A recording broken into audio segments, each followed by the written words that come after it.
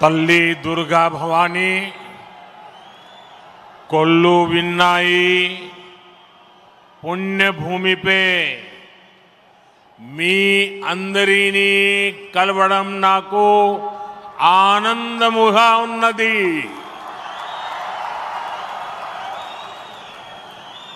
आंध्र प्रदेश के राज्यपाल सैयद अब्दुल नजीर जी, मुख्यमंत्री,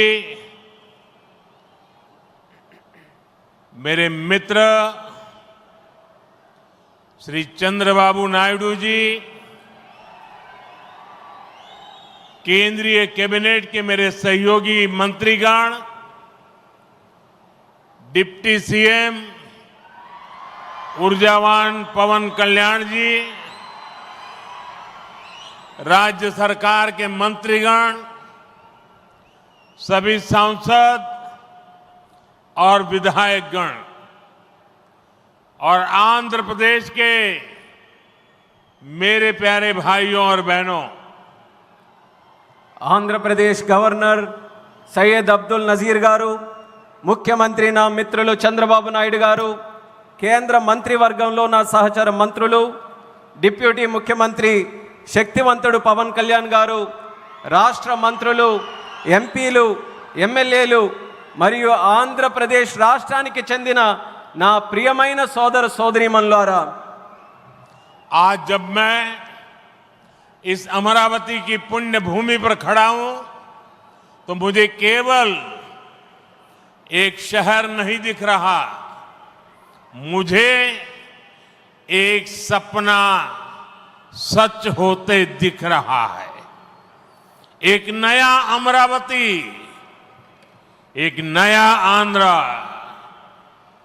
अमरावती वो धरती है जहां परंपरा और प्रगति दोनों साथ चलते हैं, जहां बौद्ध विरासत की शांति भी है और विकसित भारत के निर्माण की ऊर्जा भी है। आज यहां करीब 60,000 करोड़ रुपए के प्रोजेक्ट का शिलान्यास और लोकार्पण किया गया है। ये प्रोजेक्ट सिर्फ कंक्रीट का निर्माण नहीं है, ये आंध्र प्रदेश के आकांक्षाओं की, विकसित भारत की उम्मीदों की मजबूत नींव भी है। मैं भगवान वीरभद्र, भगवान अमरलिंगेश्वर और तिरुपति बालाजी के चरणों में प्रणाम करते हुए आंध्र प्रदेश की सम्मानित जनता को बहुत बहुत बधाई देता हूं। मुख्यमंत्री चंद्रबाबू नायडू गारू और पवन कल्याण जी को भी मैं बहुत बहुत शुभकामनाएं देता हूं। అమరావతి అనే పుణ్యభూమిపై ఈరోజు నేను నిలబడి ఉన్నప్పుడు నాకు కనిపిస్తున్నది ఒక నగరం మాత్రమే కాదు, నాకు ఒక కల నిజమవుతుంది అన్న భావన కలుగుతుంది। ఒక కొత్త అమరావతి, ఒక కొత్త ఆంధ్రప్రదేశ్। అమరావతి అంటే సాంప్రదాయం మరియు పురోగతి కలిసి నడిచే భూమి। ఇక్కడ బౌద్ధ వారసత్వం యొక్క శాంతి ఉంది, అలాగే వికసిత భారతదేశాన్ని నిర్మించుకోగలిగిన శక్తి కూడా ఉంది। ఇవాళ సుమారు 60,000 కోట్ల రూపాయలు విలువైన ప్రాజెక్టులకి శంకుస్థాపనలు మరియు ప్రారంభోత్సవ కార్యక్రమాలు చేస్తున్నాం। ఇవి కేవలం కాంక్రీట్ నిర్మాణాలు మాత్రమే కావు, ఇవి ఆంధ్రప్రదేశ్ ఆశలకు మరియు వికసిత భారతదేశ ఆశయాలకు ఒక బలమైన పునాది వేయబోతుంది।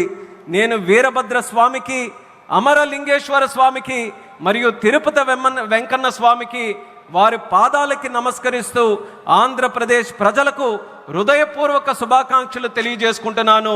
అలానే ముఖ్యమంత్రి చంద్రబాబు నాయుడు గారికి, పవన్ కళ్యాణ్ గారికి నా ప్రత్యేక శుభాకాంక్షలు తెలియజేస్తున్నాను। साथियों, हम सब जानते हैं इंद्रलोक की राजधानी का नाम अमरावती था और अब अमरावती आंध्र प्रदेश की राजधानी है। ये सिर्फ संयोग नहीं है, ये स्वर्ण आंध्रा के निर्माण का भी शुभ संकेत है। स्वर्ण आंध्र विकसित भारत की राह को मजबूत करेगा और अमरावती स्वर्ण आंध्र के विजन को ऊर्जा देगी। अमरावती केवलम ओक नगरम कादु, अमरावती ओक शक्ति आंध्र प्रदेश नु आधुनिक प्रदेश का मार्चे शक्ति आंध्र प्रदेश नु अधुनातन प्रदेश గా మార్చే శక్తి। మిత్రులారా, ఇంద్రుడి తాలూకా రాజధాని పేరు అమరావతి అని మన అందరికీ కూడా తెలుసు.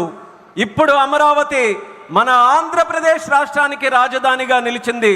ఇది కేవలం యాదృచ్ఛికం కాదు, ఇది స్వర్ణ ఆంధ్రప్రదేశ్ రాష్ట్ర నిర్మాణానికి శుభ సూచకం అనేది తెలియజేస్తున్నాను. స్వర్ణాంధ్ర వికసిత భారతదేశ సంకల్పానికి బలమిస్తుంది. అలానే అమరావతి మన స్వర్ణాంధ్ర విజన్ కు శక్తినిస్తుంది. అమరావతి అంటే కేవలం ఒక నగరం కాదు, అమరావతి ఒక శక్తి. ఆంధ్రప్రదేశ్ కు ఆంధ్రప్రదేశ్ గా అధునాతన ఆంధ్రప్రదేశ్ గా మార్చే శక్తి అని తెలియజేస్తున్నాను. साथियों, अमरावती एक ऐसा शहर होगा जहां आंध्र प्रदेश के हर नौजवान के सपने साकार होंगे। Information technology, artificial intelligence, green energy, clean industry, शिक्षा और स्वास्थ्य, आने वाले कुछ सालों में इन सारे सेक्टर्स में अमरावती एक लीडिंग सिटी बनकर खड़ा होगा। इन सारे सेक्टर्स के लिए जो भी इंफ्रास्ट्रक्चर जरूरी होगा, केंद्र सरकार उसे रिकॉर्ड स्पीड से पूरा करने में राज्य सरकार की पूरी मदद कर रही है। మిత్రులారా, అమరావతి అనేది ప్రతి ఆంధ్ర యువకుడి కలలు నిజమయ్యే నగరంగా తయారవబోతుంది. Information technology, artificial intelligence, green energy, clean industries, విద్య, ఆరోగ్య రంగాల్లో రానున్న రోజుల్లో అమరావతి దేశంలోనే ప్రధాన నగరంగా నిలవబోతుంది. ఈ రంగాల కోసం అవసరమైన మౌలిక వసతులు నిర్మించడానికి కేంద్ర ప్రభుత్వం రికార్డు స్పీడ్తో పనులు పూర్తి చేయడానికి రాష్ట్ర ప్రభుత్వానికి సంపూర్ణ సహకారం అందించబోతుందని తెలియజేస్తున్నాను. अभी हमारे चंद्रबाबू जी टेक्नोलॉजी को लेकर के मेरी भारी तारीफ कर रहे थे, लेकिन मैं आज एक रहस्य बता देता हूं। जब मैं गुजरात में नया मुख्यमंत्री बना तो मैं बाबू हैदराबाद में बैठ कर के किस किस प्रकार के इनिशिएटिव ले रहे हैं उसका बड़ा बारीकी से अध्ययन करता था और मैं उसमें से बहुत कुछ सीखता था और उसे आज मुझे लागू करने का अवसर मिला है। मैं लागू कर रहा हूं। ఇప్పుడు చంద్రబాబు గారు మీరందరి ముందు నాకు టెక్నాలజీ నాతో మొదలైందన్నట్టుగా ప్రశంసిస్తున్నారు. కానీ నేను మీ అందరికీ కూడా ఒక రహస్యం చెప్తాను. నేను సరికొత్తగా ముఖ్యమంత్రి అయినటువంటి రోజుల్లో గుజరాత్లో ఉన్నప్పుడు అప్పుడు చంద్రబాబు నాయుడు గారు ఆంధ్రప్రదేశ్లో హైదరాబాద్లో ఐటీని ఏ రకంగా డెవలప్ చేస్తున్నారో నేను క్లోజ్గా అబ్జర్వ్ చేసి అధికారులను కూడా పెట్టి అబ్జర్వ్ చేయించి ఆ రోజు నేను చాలా దగ్గరగా తెలుసుకున్నటువంటి విషయాలు మళ్ళీ తిరిగి ఈరోజు ఆంధ్రప్రదేశ్కి వచ్చి మళ్ళీ మీ అందరి ముందు ఈరోజు నేను చేయగలుగుతున్నానన్నది తెలియజేస్తున్నాను. और मैं अपने अनुभव से कहता हूं, फ्यूचर टेक्नोलॉजी हो, बहुत बड़े स्केल पर काम करना हो और जल्दी से इसे जमीन पर उतारना हो तो वो काम चंद्रबाबू उत्तम से उत्तम तरीके से कर सकते हैं.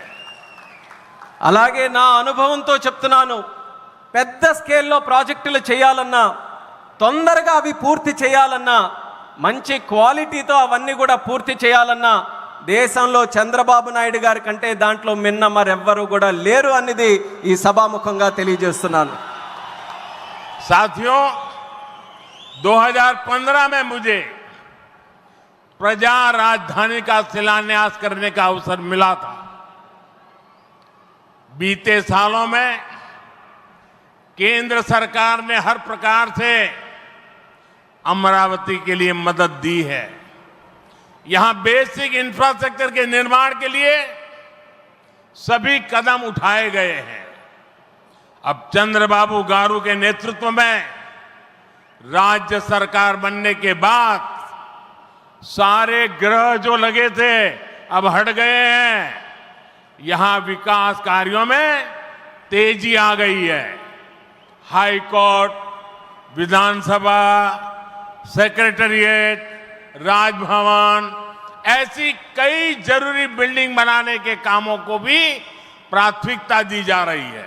మిత్రులారా 2015లో ప్రజల రాజధానిగా అమరావతికి నేను శంకుస్థాపన చేశాను. గత 10 ఏళ్లలో కేంద్ర ప్రభుత్వం అమరావతికి అన్ని రకాలుగా మద్దతుగా నిలిచింది. ఇక్కడ మౌలిక వసతుల నిర్మాణానికి అవసరమైన ప్రతి అడుగు కూడా వేసింది. ఇప్పుడు చంద్రబాబు నాయుడు గారి నాయకత్వంలో ప్రభుత్వం ఏర్పడిన తర్వాత అభివృద్ధి మరింత వేగంతో ముందుకు వెళ్తుంది. ఇక్కడ హైకోర్టు, అసెంబ్లీ, సచివాలయం, రాజ్భవన్ వంటి అవసరమైన నిర్మాణాలకు ప్రస్తుతం ప్రాధాన్యత ఇస్తుంది. साथियों,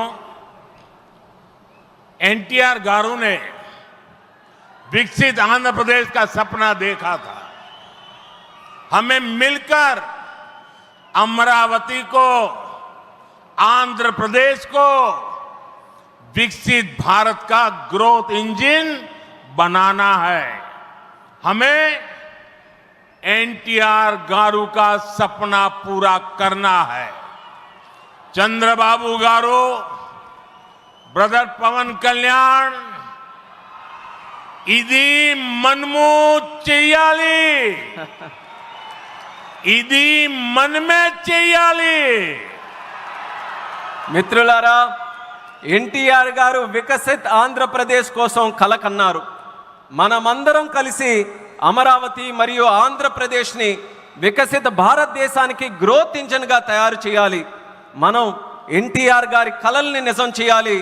నారా చంద్రబాబు నాయుడు గారు, అలాగే సోదరులు పవన్ కళ్యాణ్ గారు, ఇది మనం చేయాలి, ఇది మనమే చేయాలి.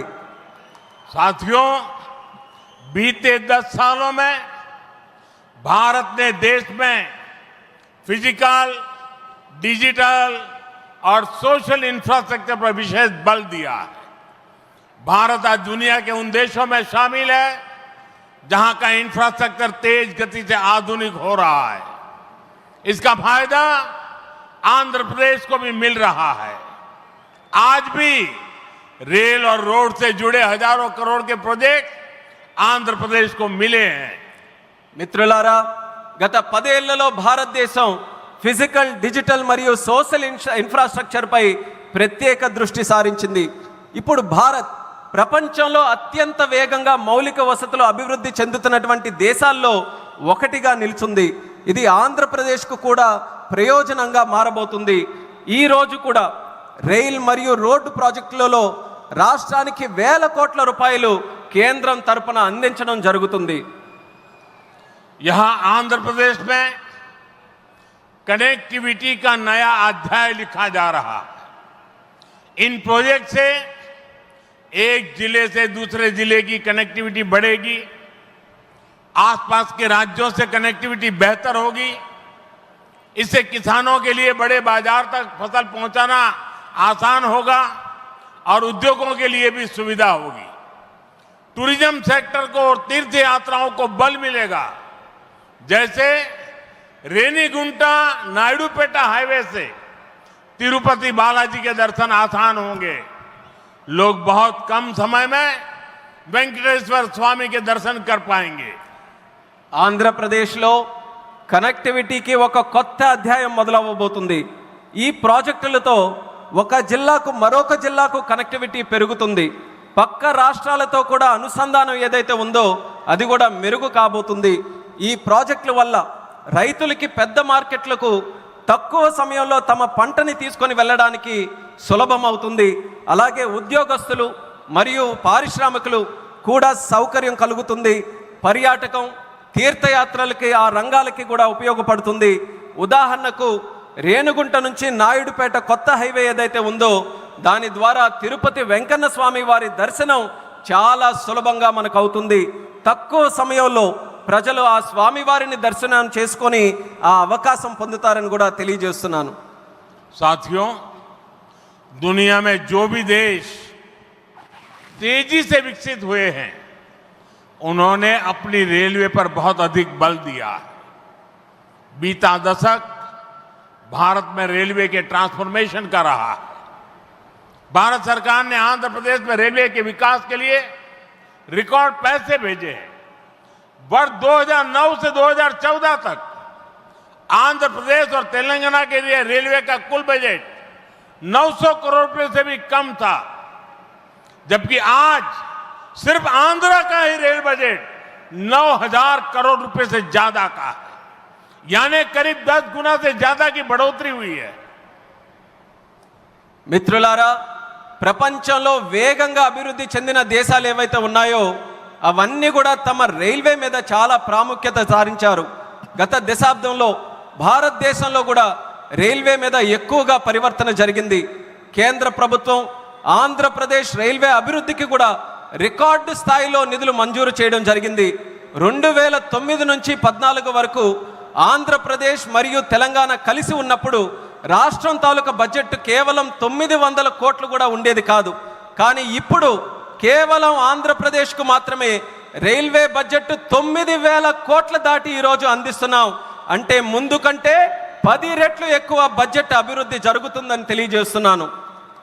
साथियों, रेलवे के बढ़े हुए बजट से आंध्र प्रदेश में रेलवे का 100% इलेक्ट्रिफिकेशन हो चुका है. यहां 8 जोड़ी आधुनिक वंदे भारत ट्रेनें चल रही है. साथ ही आधुनिक सुविधाओं वाली अमृत भारत ट्रेन भी आंध्र प्रदेश से होकर गुजरती है. बीते 10 साल में आंध्र प्रदेश में 750 से अधिक रेल फ्लाईओवर और अंडरपास बनाए गए हैं.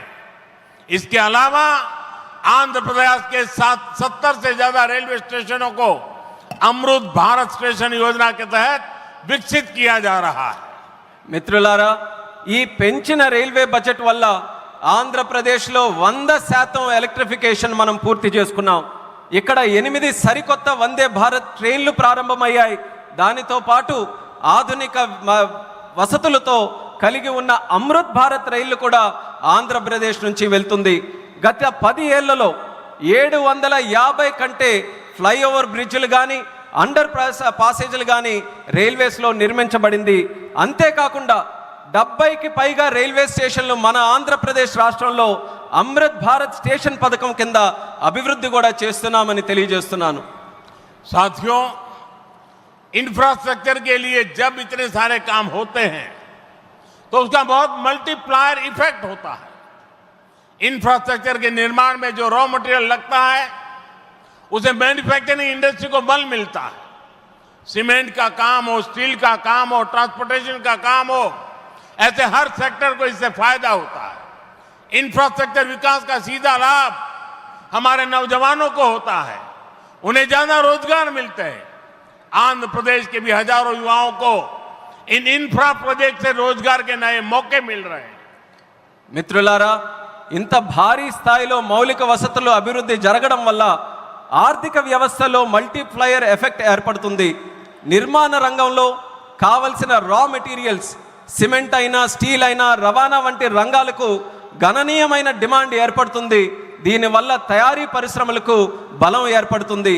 ఈ పరిశ్రమల ద్వారా మన యువతకు నేరుగా ఉద్యోగ అవకాశాలు పెరుగుతాయి. ఆంధ్రప్రదేశ్లో వేలాది మంది యువకులకు ఈ ప్రాజెక్టుల వల్ల సరికొత్త ఉపాధి అవకాశాలు కూడా లభిస్తాయని తెలియజేస్తున్నాను. साथियों, मैंने लाल किले से कहा था कि विकसित भारत का निर्माण गरीब, किसान, नौजवान और नारी शक्ति इन 4 पिलर्स पर होगा. एनडीए सरकार की नीति के केंद्र में 4 पिलर सबसे अहम है. हम विशेषकर किसानों के हितों को बड़ी प्राथमिकता देते हुए काम कर रहे हैं. किसानों की जेब पर बोझ ना पड़े, और इसलिए बीते 10 सालों में केंद्र सरकार ने सस्ती खाद देने के लिए करीब 12 लाख करोड़ रुपए खर्च किए। हजारों नए और आधुनिक बीज भी किसानों को दिए। पीएम फसल बीमा स्कीम के तहत आंध्र प्रदेश के किसानों को अब तक 5,500 करोड़ रुपए का क्लेम मिल चुका है। पीएम किसान सम्मान निधि के तहत भी आंध्र के लाखों किसानों के खाते में 17,500 करोड़ रुपए से ज्यादा पहुंचे हैं। మిత్రులారా, నేను ఎర్రకోట నుంచి స్పష్టంగా చెప్పాను, వికసిత్ భారత్ నిర్మాణం కావాలంటే పేదవాడు, రైతు, యువకుడు, మహిళా శక్తి ఈ 4 స్తంభాలపై ఆధారపడి ఉంటుంది. ఎన్డీఏ ప్రభుత్వ విధానాల్లో కూడా ఈ 4 స్తంభాలు కేంద్ర బిందువుగా పెట్టుకొని పనిచేస్తున్నాం. రైతు ప్రయోజనాలు అత్యంత ప్రాధాన్యత తీసుకుంటూ మేమందరం కూడా కేంద్రంలో పనిచేస్తున్నాం. రైతు జేబులకి భారం పడకుండా ఆ ఉద్దేశంతో గత 10 ఏళ్లలో ఎరువుల కోసం ఏకంగా 12 లక్షల కోట్ల రూపాయలు ఖర్చు కేంద్ర ప్రభుత్వం చేసింది. 1000కి పైగా సరికొత్త మరియు ఆధునిక విత్తనాలు కూడా రైతులకి అందించబడ్డాయి. పీఎం పంట బీమా యోజన కింద ఆంధ్రప్రదేశ్ రైతులకు ఇప్పటి వరకు 5,500 కోట్లు నష్టపరిహారం కూడా చెల్లించాం. పీఎం కిసాన్ సమ్మాన్ నిధి ద్వారా లక్షలాది మంది ఆంధ్రప్రదేశ్ రైతుల ఖాతాల్లో 17,500 కోట్ల వరకు వాళ్ళందరికీ కూడా నిధులు జమ చేశామన్నది గర్వంగా తెలియజేస్తున్నాను. साथियों, आज पूरे देश में सिंचाई के प्रोजेक्ट्स का जाल बिछाया जा रहा है। रिवर लिंकिंग का काम भी, उसका अभियान भी शुरू किया गया है। हमारा लक्ष्य है कि हर खेत को पानी मिले, किसानों को पानी की दिक्कत ना हो। यहां नई सरकार बनने के बाद पोलवरम प्रोजेक्ट में भी नई गति आई है। आंध्र प्रदेश के लाखों करोड़ों लोगों का इस प्रोजेक्ट से जीवन बदलने वाला है। पोलवरम प्रोजेक्ट तेजी से पूरा हो, इसके लिए केंद्र के एनडीए सरकार से राज्य सरकार को पूरी मदद दी जा रही है. మిత్రులారా, దేశవ్యాప్తంగా ఇరిగేషన్ ప్రాజెక్టులు నిర్మిస్తున్నాం. అలాగే నదుల అనుసంధాన కార్యక్రమం కూడా మేము ప్రారంభించాం. మా లక్ష్యం ప్రతి పొలానికి నీరు అందించాలి, రైతుకి నీటి సమస్య అనేది రాకూడదు. ఇప్పుడు రాష్ట్రంలో ఎన్డీఏ ప్రభుత్వం ఏర్పడిన తర్వాత పోలవరం ప్రాజెక్టు పనుల్లో కూడా వేగం మరింత పుంజుకుంది. ఈ ప్రాజెక్టు ద్వారా లక్షలాది కోట్లాది మంది ప్రజలు, రైతుల తాలూకా జీవితం మారబోతుంది. పోలవరం ప్రాజెక్టు త్వరగా పూర్తవ్వాలని కేంద్ర ఎన్డీఏ ప్రభుత్వం అలాగే రాష్ట్ర ఎన్డీఏ ప్రభుత్వం పూర్తిగా సహకారంతో కలిసిమెలిసి పనిచేస్తాయని తెలియజేస్తున్నాను. साथियों, आंध्र की धरती ने दशकों से भारत को स्पेस पावर बनाने में बहुत बड़ी भूमिका निभाई है. श्रीहरिकोटा से जब जब कोई मिशन लॉन्च होता है तो कोटि कोटि भारतीयों को गर्व से भर देता है. करोड़ों भारतीय नौजवानों को यह क्षेत्र स्पेस के प्रति आकर्षित करता रहा है. अब आज देश को, हमारे डिफेंस सेक्टर को मजबूत करने वाला नया संस्थान भी मिला है. कुछ देर पहले हमने डीआरडीओ की नई मिसाइल टेस्टिंग रेंज की आधारशिला रखी है. नागया लंका में बनने जा रही नवदुर्गा टेस्टिंग रेंज मां दुर्गा की तरह देश की डिफेंस पावर को शक्ति देगी. मैं इसके लिए भी देश के वैज्ञानिकों को, आंध्र प्रदेश के लोगों को बधाई देता हूं. మిత్రులారా, మన ఆంధ్ర భూమి దశాబ్దాలుగా భారతదేశానికి అంతరిక్ష శక్తి అవతరించడంలో ప్రధాన పాత్ర పోషిస్తుంది. శ్రీహరికోట నుంచి లాంచ్ అయ్యే ప్రతి రాకెట్ ప్రయోగం కోట్లాది మంది భారతీయుల్ని గర్వపడేలా చేస్తుంది. అలాగే కోట్లాది మంది భారతదేశ యువకులను ఈ అంతరిక్ష రంగం ఇప్పుడు ఆకర్షిస్తుంది. ఇప్పుడు దేశ రక్షణను బలోపేతం చేసే ఒక కొత్త సంస్థను కూడా మనం ప్రారంభిస్తున్నాం. కొద్దిసేపటి క్రితం డిఆర్డిఓ నవదుర్గా మిసైల్ లాంచింగ్ రేంజ్కి శంకుస్థాపన చేశాం. నాగాయలంకలో నిర్మించబోయే ఈ కేంద్రం మన కనకదుర్గమ్మల దేశ రక్షణకు శక్తిని నిరంతరం కూడా ఇస్తుంది. ఇందుకు శాస్త్రవేత్తలకు ఆంధ్ర రాష్ట్ర ప్రజలకు హృదయపూర్వకమైనటువంటి అభినందనలు నేను తెలియజేస్తున్నాను. साथियों, आज भारत की ताकत सिर्फ हमारे हथियार ही नहीं है, बल्कि हमारी एकता भी है। एकता का यही भाव हमारे एकता मॉल्स में मजबूत होता है। देश के अनेकों शहरों में एकता मॉल्स बनाए जा रहे हैं। मुझे खुशी है कि अब विशाखापट्टनम में भी एकता मॉल बनेगा। इस एकता मॉल में देश भर के कारीगरों, हस्तशिल्पियों के बड़े प्रोडक्ट एक ही छत के नीचे मिलेंगे। ये भारत की डायवर्सिटी से सबको जोड़ेगा। एकता मॉल से लोकल इकोनॉमी को भी गति मिलेगी और एक भारत श्रेष्ठ भारत की भावना की भी और अधिक मजबूत होगी। మిత్రులారా, ఈరోజు భారత్ యొక్క శక్తి కేవలం ఆయుధాల్లోనే లేదు, మన ఐక్యతలో కూడా ఉంటుంది. ఈ ఐక్యత భావమే మన ఏక్తా మాల్స్కు మరింత బలోపేతం చేస్తుంది. దేశంలో అనేక నగరాల్లో ఈ మాల్స్ని మనం నిర్మించబోతున్నాం. ఇప్పుడు విశాఖపట్నంలో కూడా ఒక ఏక్తా మాల్ నిర్మించడం కోసం మనం ఈరోజు శంకుస్థాపన చేశాం. దానికి నాకెంతో ఆనందంగా ఉంది. ఇక్కడ దేశవ్యాప్తంగా ఉన్న హస్త కళాకారులు వాళ్ళ ఉత్పత్తులు ఒకే చోట అందుబాటులో మనకు ఉంటాయి. ఈ మాల్ భారత వైవిధ్యాన్ని అనుసంధానిస్తుంది. లోకల్ ఎకానమీకి కూడా ప్రోత్సాహం ఇచ్చేలా ఈ మాల్ నడుస్తుంది. అలాగే ఏక్ భారత్ శ్రేష్ఠ భారత్ అనే భావనను మరింత బలోపేతం చేస్తుందని తెలియజేస్తున్నాను. साथियों, अभी हमने चंद्रबाबू जी को सुना. उन्होंने 21 जून अंतर्राष्ट्रीय योगा दिवस की चर्चा की. मैं चंद्रबाबू का, आंध्र की सरकार का और आंध्र के लोगों का आभारी हूं कि आपने अंतर्राष्ट्रीय योग दिवस के लिए देश का प्रमुख कार्यक्रम आंध्र में करने के लिए निमंत्रण दिया. मैं इसके लिए आपका आभार व्यक्त करता हूं और जैसा आपने कहा है, मैं स्वयं भी 21 जून को आंध्र के लोगों के साथ योग करूंगा और दुनिया का एक कार्यक्रम यहां पर होगा. इस कार्यक्रम का महत्व इसलिए भी है कि अंतर्राष्ट्रीय योग दिवस का 10 साल की यात्रा का ये 10वीं साल का महत्वपूर्ण पड़ाव है. पूरे विश्व में योग के प्रति एक आकर्षण है.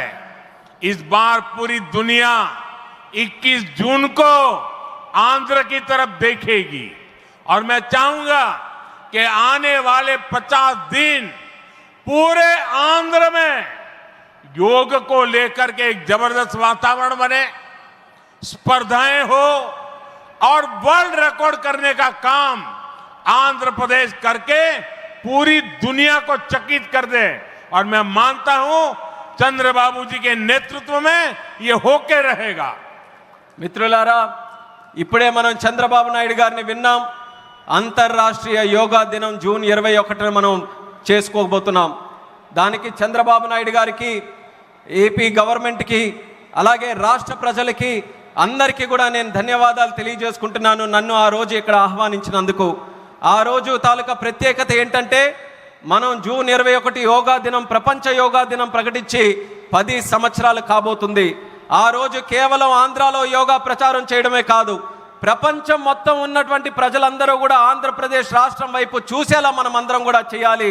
అది చేయాలనంటే ఈ ఉన్నటువంటి 50 రోజులు ఏదైతే ఉందో, ప్రతి ఊరిలో, ప్రతి గ్రామంలో, ప్రతి వీధిలో కూడా, ప్రతి ఇంటిలో కూడా యోగాని మరింత ప్రాముఖ్యత తీసుకొని వచ్చే విధంగా కార్యక్రమాలు చేస్తూ వరల్డ్ రికార్డు సాధించే విధంగా ఈ 50 రోజులు కూడా మనం అందరం వినియోగించుకోవాలి. నాకు నమ్మకం ఉంది, చంద్రబాబు నాయుడు గారి తాలూకా నాయకత్వంలో అది ఖచ్చితంగా మనం సాధించగలగాం. అది మీరందరి తాలూకా సమక్షంలో విశాఖపట్నంలో ఏర్పాటు చేయబోయే యోగా కార్యక్రమంలో మీ అందరి ఆహ్వానం మేరకు నేను ఖచ్చితంగా వస్తాను.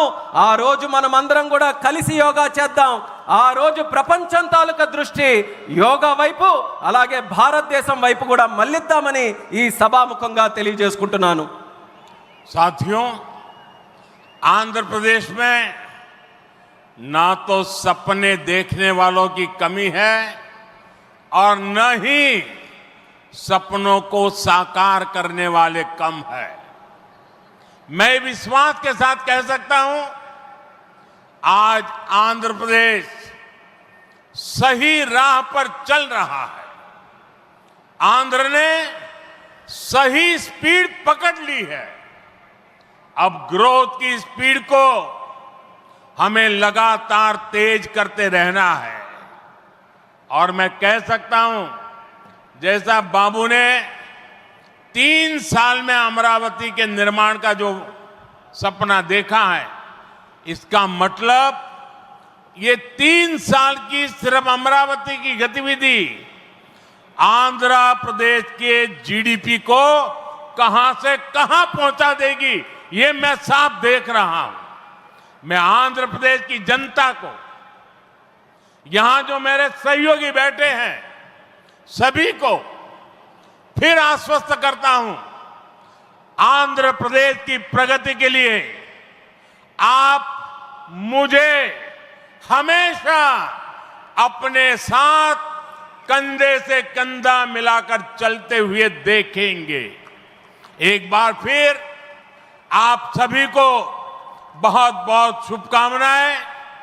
मी अंदरी आशीर्वाद मुतो ఈ కుటుంబీ ఆంధ్రప్రదేశ్ అభివృద్ధికి కట్టుబడి ఉన్నది.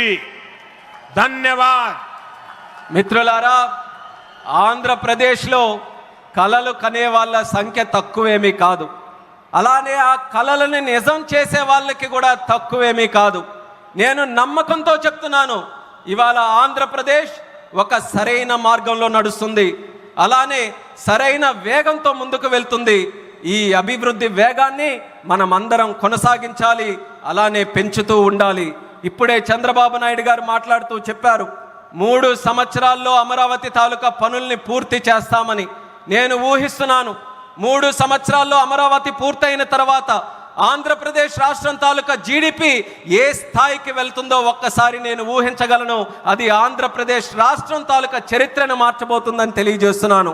అందుకని ఆంధ్రప్రదేశ్ రాష్ట్ర ప్రజలకు, ఇక్కడ కూర్చున్న నా సహచరులకు నేను నమ్మకం కల్పిస్తున్నా, ఆంధ్రప్రదేశ్ రాష్ట్ర అభివృద్ధిలో మీ భుజంతో పాటు నా భుజం కూడా కలిపి పనిచేస్తానని నమ్మకంతో ఈ సందర్భంగా తెలియజేస్తున్నాను. మీ అందరికీ మరొక్కసారి నా హృదయపూర్వక శుభాకాంక్షలు తెలియజేస్తున్నాను.